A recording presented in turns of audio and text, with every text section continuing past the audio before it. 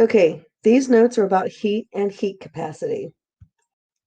Okay, let's talk about specific heat.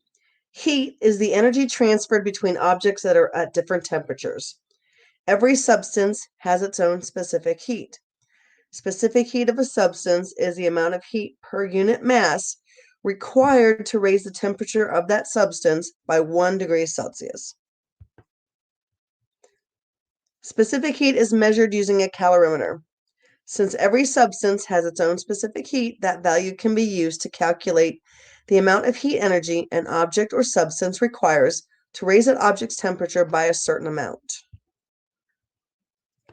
You can calculate the heat energy of an object by using the following equation.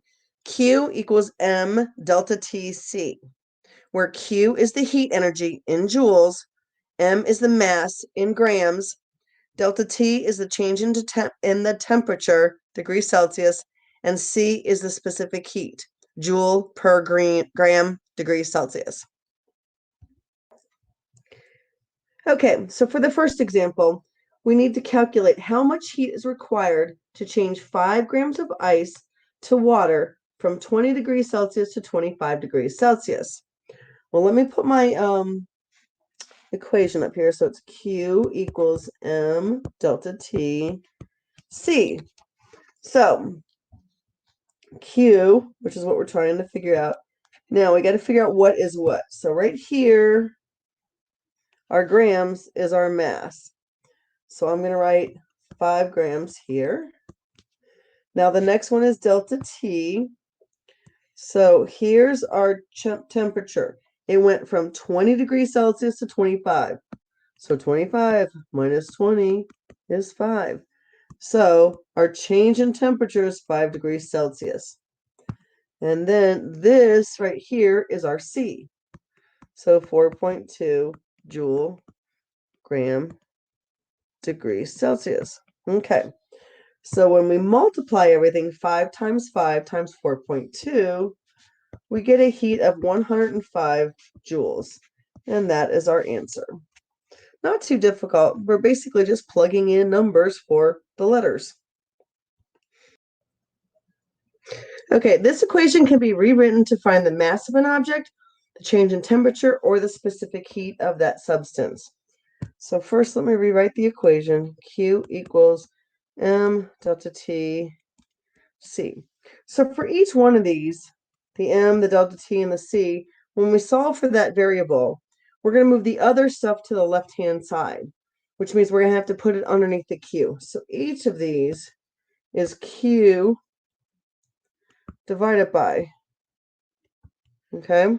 So the m, we're going to divide it by delta T and C. For the delta T, we're going to divide it by the m and the C. And for the C, we're going to divide it by the m delta T.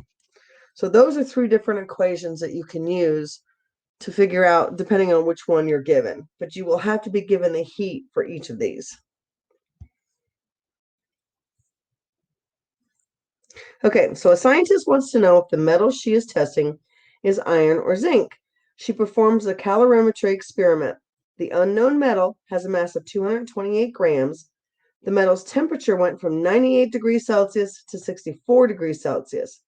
The heat was calculated to be 3512 joules. Is this metal iron or zinc? Okay, so we are going to have to, I'm going to have to go to the next slide, but we're going to have to calculate for C. So the equation we're using is C equals Q divided by mass delta T. Okay. Okay, so I'm going to rewrite the equation here. It's Q divided by m delta, my delta is not very good, delta T.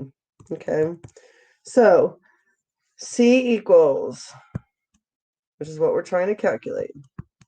Now our Q given in the problem was 3512 joules.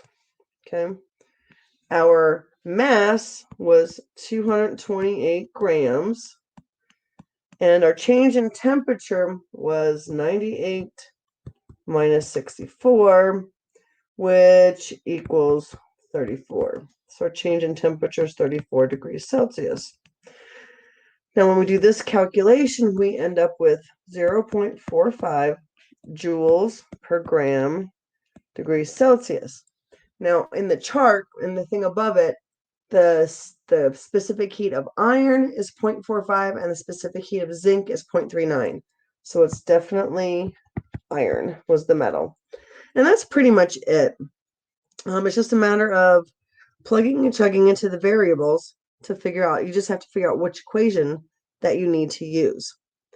But you should be good. So have fun with the practice problems.